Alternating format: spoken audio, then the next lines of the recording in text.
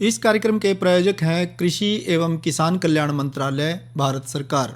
हर जोखिम से निकल कर फसल आए, सुरक्षित हो जाए। फसल बीमा से हर किसान अब आत्मनिर्भर हो जाए। संकट के समय प्रधानमंत्री फसल बीमा योजना किसानों के लिए वरदान है। अब सूखा पड़े या बाढ़ आ जाए, कोई डर नहीं। अब ओले पड़े या कीट पतंगे फसल खा जाए, कोई फिक्र नहीं, क्योंकि हमने लिया है प्रधानमंत्री फसल बीमा। बुआई से फसल कटाई तक हर जोखिम का दावा, न्यूनतम प्रीमियम पर अधिकतम भुगतान का वादा। योजना से हर साल जुड़ रहे हैं 5 करोड़ से ज्यादा किसान। अब आपकी है बारी। नजदीकी कृषि कार्यालय, सहकारी समिति, बैंक शाखा, अधिकृत बीमा कंपनी या जन सेवा केंद्र में स्वेच्छा से करा सकते हैं पंजीकरण। फसल बीमा पोर्टल या फसल बीमा ऐप द्वारा भी कराया जा सकता है पंजीकरण। प्रधानमंत्री फसल बीमा योजना, आपकी फसलों का संपूर्ण सुरक्षा कवच। कृषि एवं किसान कल्याण मंत्रालय, भारत सरकार। किसान वाणी कार्यक्रम के सभी श्रोताओं को धर्मवीर भाई की राम राम।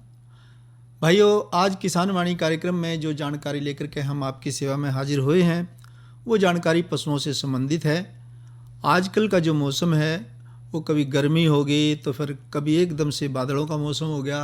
इस प्रकार के मौसम में पशुपालकों के लिए बहुत ज़रूरी हो जाता है कि अपने पशुओं की देखभाल किस तरीके से करें, क्या क्या सावधानी बरतें, और अगर पशु बीमार हो जाए तो क्या बीमारी इस मौसम में लग सकती है और उसका क्या उपचार हो सकता है। इस बारे में हमने भेंट वार्ता की डॉक्टर अनिल कुमार सैनी, पशु चिकित्सक से, जो कि राजकीय पशु चिकित्सालय दुराड़ा में कार्यरत हैं। तो ये बातचीत आपको कार्यक्रम में सबसे पहले आज सुनवा रहे हैं। आइए सुनते हैं।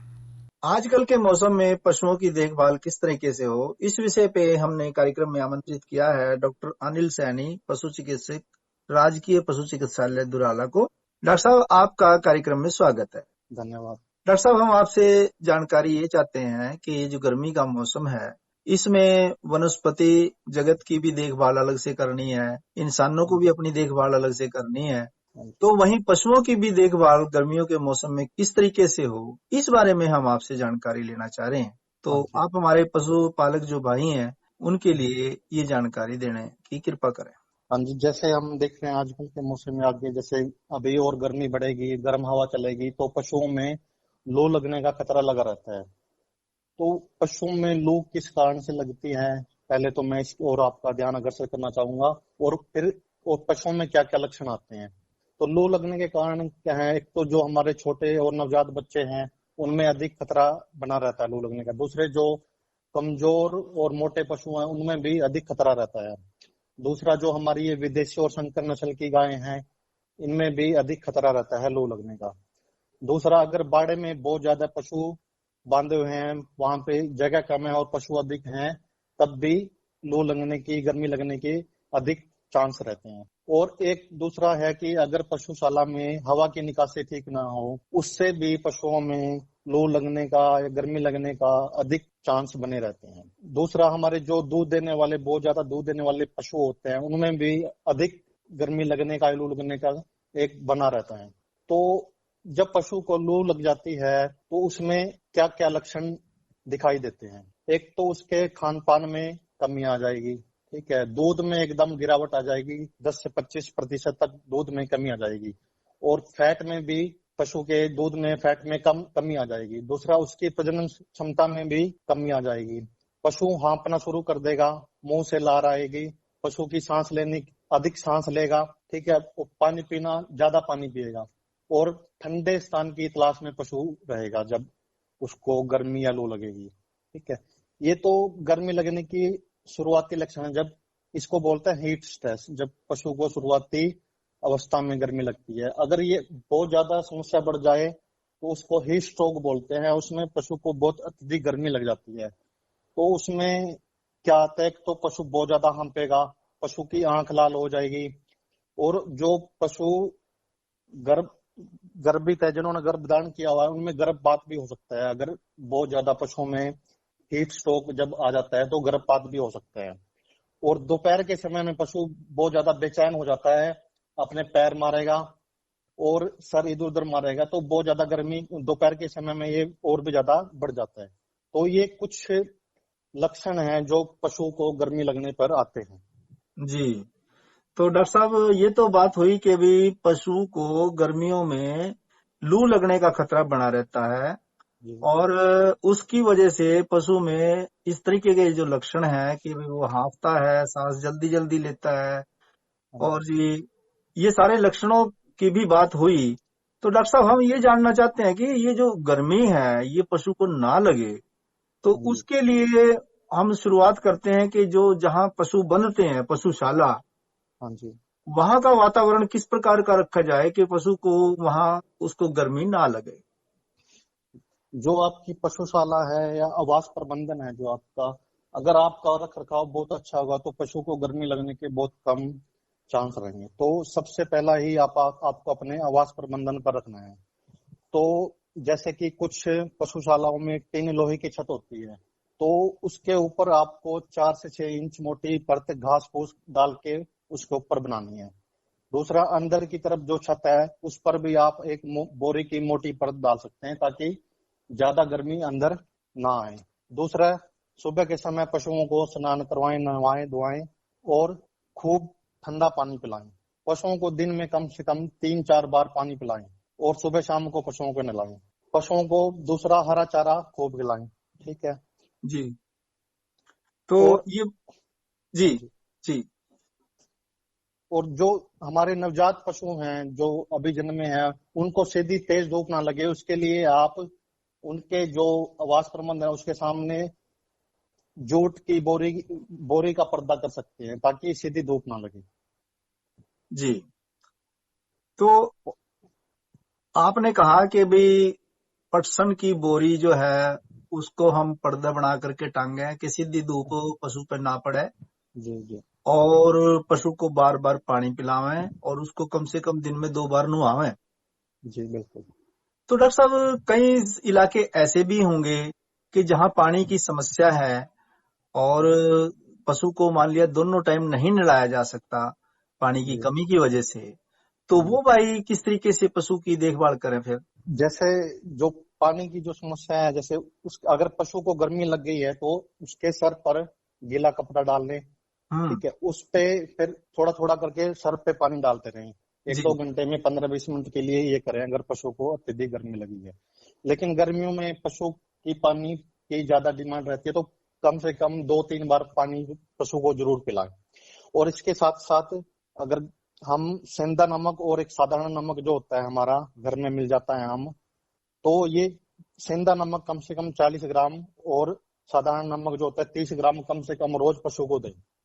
ये भी, और एक मिनरल मिक्सचर और मल्टीविटामिन गर्मियों में अगर पशु को गर्मी लगी है तो ये भी देने बहुत जरूरी होते हैं।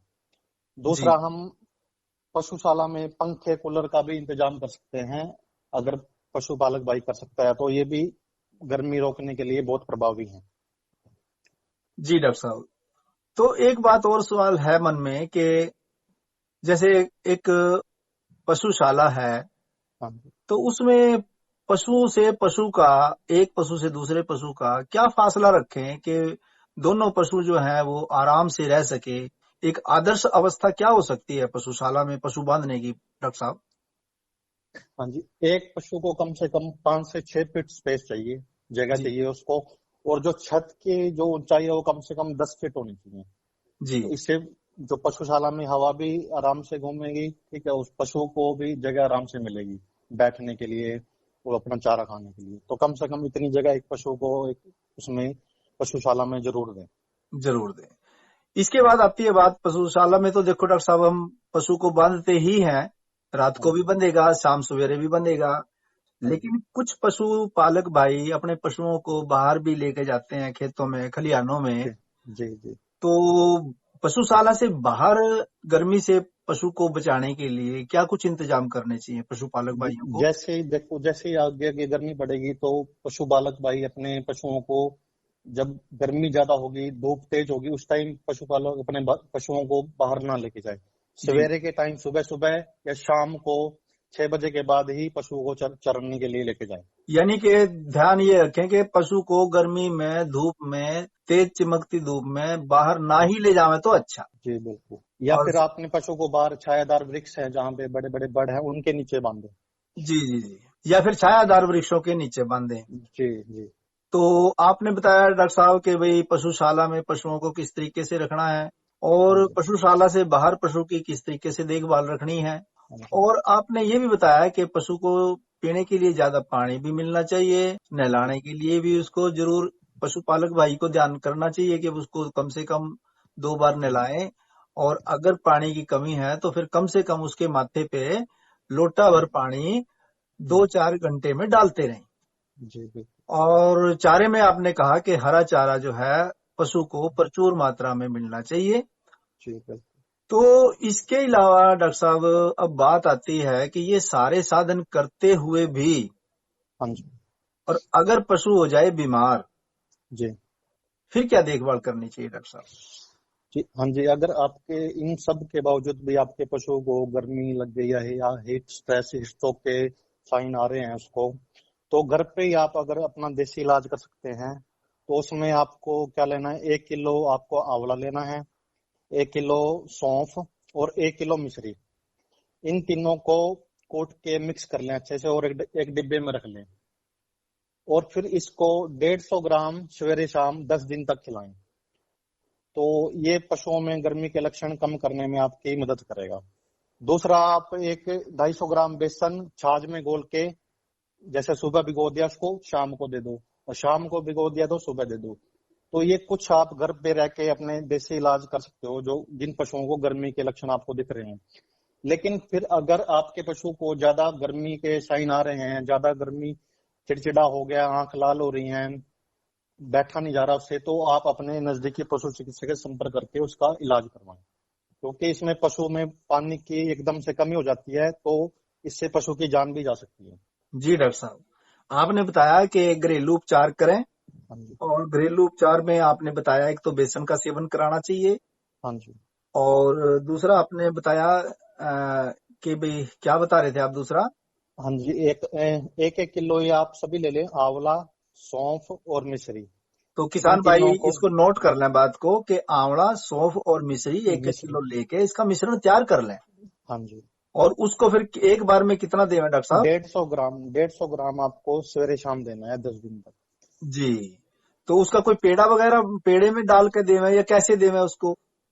वो कैसे दे दो, अंदर दाने में डाल दो या पेड़े में डाल के दे दो, मतलब कैसे पशु दे के दो। पेट में जाने से हाँ मतलब? जी हाँ जी तो डॉक्टर साहब एक तो बात हुई लू लगने की, गर्मियों में लू लगने की समस्या बहुत ज्यादा हो जाती है पशु को, हाँ जी और हाँ उसका क्या देखभाल होनी चाहिए वो आपने बता ही दिया।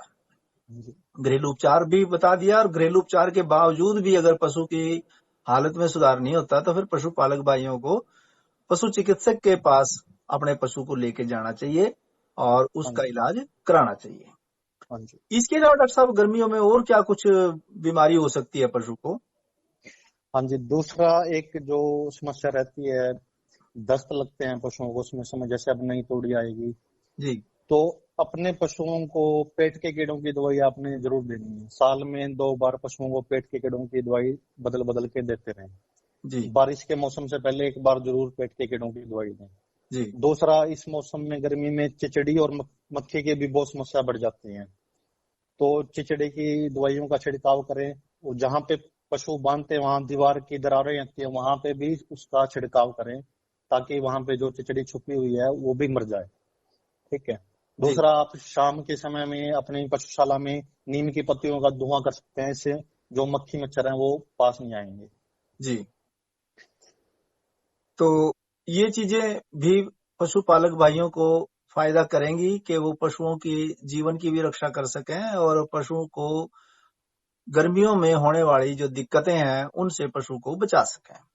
जी बड़े पशु जो दुधारू पशु हैं उनकी देखभाल के साथ साथ डॉक्टर साहब जो उनके जो छोटे कटड़ू हैं, बछड़ू हैं, उनकी देखभाल भी बड़ी जरूरी हो जाती है, क्योंकि माँ के साथ बच्चा तो साथ रहेगा। जी बिल्कुल। तो छोटे जो बछड़े हैं, कटड़े हैं, कटड़ी हैं, उनकी किस तरीके से देखभाल होनी चाहिए डॉक्टर साहब? इस बारे में भी थोड़ा बताओ। हाँ जी, जो नवजात बच्चे हैं, मैंने बताया था कि उनको लू लगने का ज्यादा खतरा रहता है, तो उनको हमें सीधी धूप से और सीधी गर्म हवा से बचाना है। उसके लिए आप बोरी का पर्दा करके उससे बचाओ, और माँ का उनको दूध पिलाएं, वजन का 10वां हिस्सा उतना कम से कम माँ का दूध पिलाएं। दूसरा उनको पेट के कीड़ों की, जब 15 दिन के हो जाएं तो एक बारी पेट के कीड़ों की दवाई, जूनों की दवाई उनको जरूर दें। जी। और इसके अलावा डॉक्टर साहब आप कुछ और इस बारे में कुछ भी किसान भाइयों को, पशुपालक भाइयों को कोई संदेश देना चाहें तो वो भी जरूर बताएं डॉक्टर साहब। हाँ जी, दूसरा जो जो गर्मियों में दाना मिश्रण हमें देना है पशुओं को, वो किस प्रकार का हो, थोड़ा सा इसमें बताना चाहूंगा पशुपालक भाइयों को कि दाना मिश्रण में आपको क्या क्या मिलाएं। दाना मिश्रण आपको मान लो 1 क्विंटल बनाना है, 100 किलो, तो उसमें क्या क्या लें आप। सबसे पहले धान में आपको क्या क्या लेना है। धान में आप मक्का, गेहूं, जौ, इनमें से लें, या तीनों भी ले सकते हैं, या आपको जो सस्ता पड़े वो ले। ये आपको 40% यानी कि 40 किलो मिलाना है। ठीक है। दूसरा आ जाता है, आपको मेथी लेनी है। मेथी 5%, मतलब 5 किलो आपको मेथी मिलानी है उसमें। ठीक है जी। फिर आ जाती है खल। खल में हम कोई भी खल, बिनोले की खल, मूंगफली या सरसों की खल, ये ले सकते हैं। ठीक है। इसको गर्मियों में सिर्फ 2 घंटे ही भिगोए, इससे ज्यादा ना भिगोए खल को। जी। ठीक है। फिर तीसरा आ जाता है, जो खल हमने लेनी है वो 30 किलो लेनी है। 40 किलो हमारी धान होगी, 5 किलो मेथी और 30 किलो हमारी हो गई खल। जी। ये हो गया टोटल 75 किलो हो गया। और बाकी जो बचा है 25 किलो चोकर और चोरी, तो 100 किलो हो गया। चोकर चोरी में आप चने, मूंग का छिलका ले सकते हैं, गेहूं चने की चोकर, सोयाबीन या मूंग उड़द की चोरी भी ले सकते हैं। चोकर चोरी में आप सिर्फ ये ना हो कि गेहूं की ही चोरी डालें, तो वो आप सब मिक्स करके सोयाबीन, मूंग उड़द, इन सब की चोरी लें आप। तो इतना ये सब मिला के आप दाना मिश्रण बनाएं। इसके साथ साथ आपको इसमें पशु को कम से कम 30 से 50 ग्राम मिनरल मिक्स देना है, और 30 से 50 ग्राम ही एक पशु को नमक देना है। और इसके साथ साथ आपको मीठा सोडा 50 ग्राम कम से कम दाना मिश्रण में मीठा सोडा भी मिलाएं, ताकि उसमें दस्त की या उसके पेट खराब की समस्या ना हो। तो ये गर्मियों में इस प्रकार का आपको दाना मिश्रण देना है, ताकि पशु को ज्यादा गर्मी भी ना लगे। तो डॉक्टर साहब ये जो दाना मिश्रण आपने बनाया है 1 क्विंटल का, हाँ जी, तो ये एक टाइम में पशु को कितना देना है? ये पशु के ऊपर है। दूध देने वाला पशु है या जो पशु दूध नहीं दे रहा, उनके लिए अलग अलग है जी। जो दूध 10 किलो से ऊपर दूध दे रहा है, उस पे 2.5 किलो दूध पे हम 1 किलो दाना देते हैं जी। जो दूध दे रहे हैं पशु। जी। और जो दूध नहीं दे रहे हैं उनको दिन में आप 2.5 से 3 किलो टोटल दाना मिश्रण खिला सकते हैं। ठीक, मतलब जो दुधारू पशु हैं उनकी दूध की क्षमता, दूध उत्पादन की क्षमता के क्षमता देख अनुसार करके हम देना है। और जो दूध नहीं दे रहे पशु, उनको 2.5-3 किलो एक दिन दे में सकते खुराक के रूप में उनको देना है। हैं। और इसके साथ साथ आपको हरा चारा जरूर देना है, कम से कम 30 से 35 किलो हरा चारा जरूर दें पशु को, एक बड़े पशु को। जी डॉक्टर साहब। तो डॉक्टर साहब आपने पशुओं से संबंधित और उनकी देखभाल से संबंधित बहुत अच्छी जानकारी दी। इस सब जानकारी से पशुपालक भाई फायदा उठाएंगे, ऐसी हमने उम्मीद है। आपने हमारे से बातचीत की, इस सब जानकारी के लिए आपका बहुत बहुत धन्यवाद।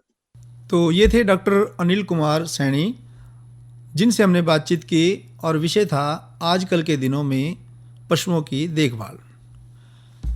भाइयों, आज के मौसम की अगर बात करें तो आज का अधिकतम तापमान 40 डिग्री सेल्सियस रिकॉर्ड हुआ, तो वहीं न्यूनतम तापमान 24 डिग्री सेल्सियस रहा, और आसमान में छितराए हुए बादल से छाए रहे।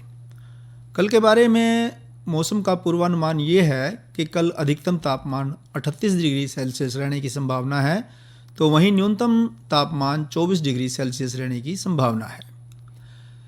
कल के कृषि के जो कार्यक्रम है हमारा किसान वाणी, कल के जो हमारे विषय हैं किसान वाणी कार्यक्रम के, वो हैं स्वच्छ दूध उत्पादन और डेयरी फार्मिंग में ध्यान देने योग्य बातें, इस पे चर्चा करेंगे।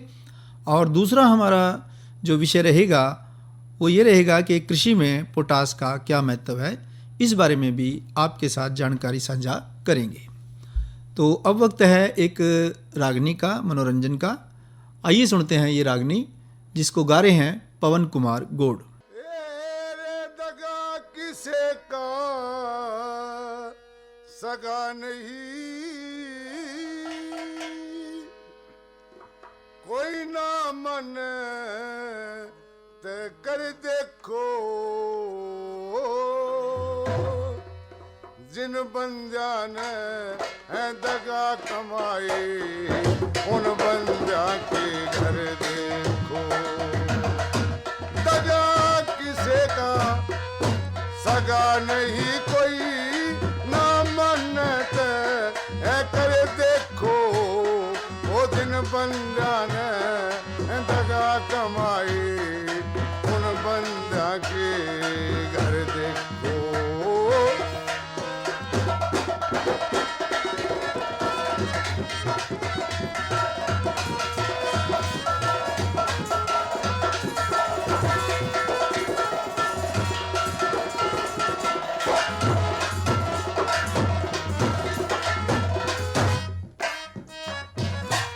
ओ बसमासुर ने भक्ति कर ली, महादेव दर्शन हो गया।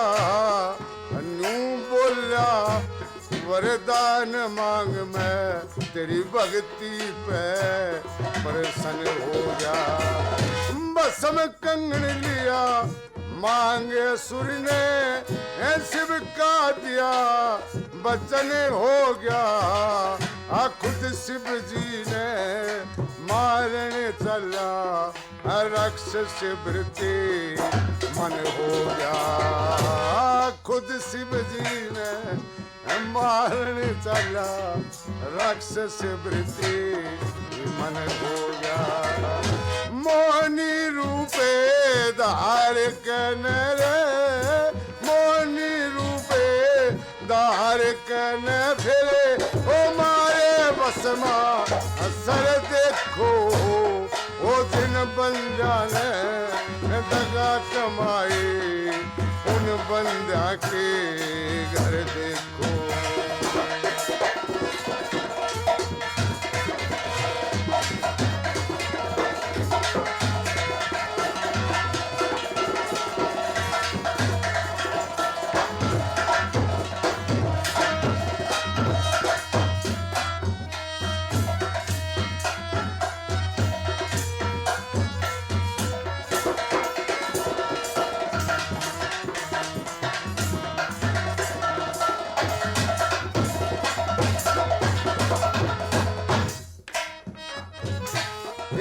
सत्यावती हरिचंद ने दगा करी, दुख ठाया था। वरुण देव की पूजा करे, वरदान मिला मन जाया था। ओ बेटा वापस करना था ना, कह के परणे हो गया था। अब तेरे मुंह में हट के भेंटे दिया ब्राह्मण का जाया था। पुत्र मुंह में फंस के भेंटे के दिया ब्राह्मण का जाया था। ओ ब्रह्म हत्या गई सेद भूप का, ओ ब्रह्म हत्या गई सेद भूप का। कुड़पा गया बिखर देखो, वो दिन बन जाने है दगा कमाई, उन बंदा के घर देखो।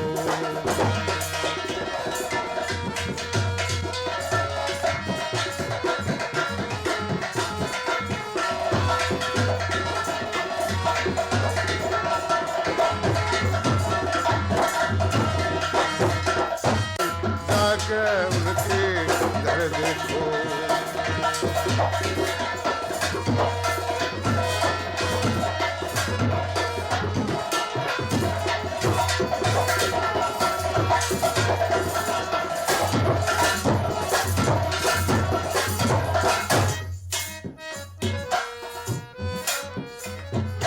ओ दुर्योधन ने दगा करी थी, सुकनी का विश्वास करया। आप मरिया पूरे कुटुंब खपाया, घर कुणबे का नाश करया। विषम जैसे योगी मर गए, मौत का ढंगे तलाश करया।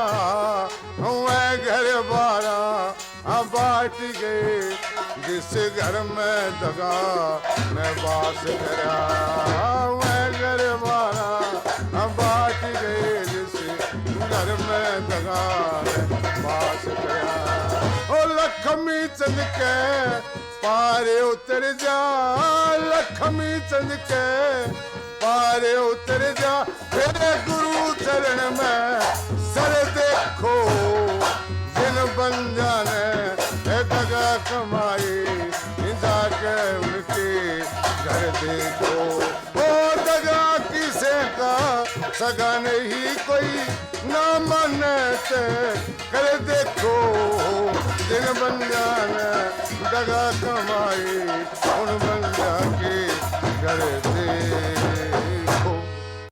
अरे अरे अरे क्या कर रहा है? इधर इधर इधर हम बोल रहे हैं तेरे बीजू का। पुतला बोल रहा है? हाँ, पक्षियों से तो हम खेत को बचा लेते हैं, पर इन घातक रसायनों से कैसे बचाएं? मतलब? देख बेटा, तू जो ये अंधाधुंध रसायन मिलाता है ना, मिट्टी की सेहत बिगड़ने लगी है। और जब माटी ही कमजोर पड़ जाएगी तो उपज कैसे सेहतमंद होगी? अरे पहले ऐसा नहीं था। पूछना अपने बड़े बुजुर्गों से, कैसे फसल लहलहाती थी, शुद्धता झलकती थी। हाँ, माटी भी तंदुरुस्त और लोग भी। अरे पहली वाली बात कहाँ? पर अब तो सब यही डाले हैं। सब नहीं, आज भी लाखों जागरूक किसान परंपरागत विधि से फसल उगा रहे हैं। खर्चा कम और उपज की कीमत भी बेहतर पा रहे हैं। सच है? रे बेटे एक्सपीरियंस से बता रहे हैं, धूप में बाल सफेद नहीं किए हैं। हाँ। ठीक है भाई, मैं भी आज से जैविक खेती शुरू करूंगा। माटी से प्रेम की परंपरा है, परंपरागत खेती। तो ये था हमारा आज का किसानवाणी कार्यक्रम। आप हमारे कार्यक्रमों के बारे में अपनी प्रतिक्रिया व्यक्त कर सकते हैं। आप हमें खत लिख सकते हैं। हमारा पता है कार्यक्रम पत्रोत्तर किसानवाणी, द्वारा केंद्र निदेशक, आकाशवाणी कुरुक्षेत्र। आपके लिखे हुए खतों को हम कार्यक्रम में शामिल करते हैं मंगलवार के दिन, यानी कि आज के ही दिन, कार्यक्रम ग्राम संसार में। तो इसी के साथ ही किसानवाणी कार्यक्रम समाप्त होया। इस कार्यक्रम के प्रायोजक थे कृषि एवं किसान कल्याण मंत्रालय, भारत सरकार।